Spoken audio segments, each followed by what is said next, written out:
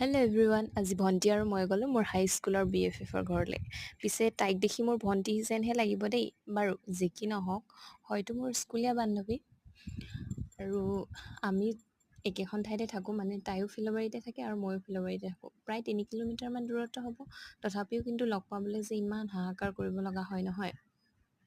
সেইবাবে আমি প্ৰায় এবছৰমানৰ পাছতহে লগ পাইছোঁ। মোৰ ভণ্টিৰ বিয়াত আহিছিল আমাৰ ঘৰলৈ, তেতিয়াই আমি লাষ্ট লগ পোৱা। আৰু দেখিছেই এনেকুৱাই মানুহবোৰক, মানে ব্যস্ততাই আচলতে বন্ধুত্ববোৰ দূৰত্ব কৰি পেলোৱায়। তথাপি ইমান দিনৰ মূৰত যে লগ পাইছোঁ, খুব ভাল লাগিছে। আৰু কিমান যে কথা ওলাইছে নহয়।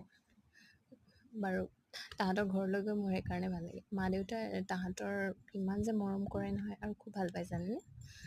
মুঠতে আজিৰ দিনটো মোৰ বহুত বেছি ভাল লাগিল। তাৰপিছত তাই কৈছে আমাৰ ঘৰতো ফটো নুতুলিবা। মই বোলো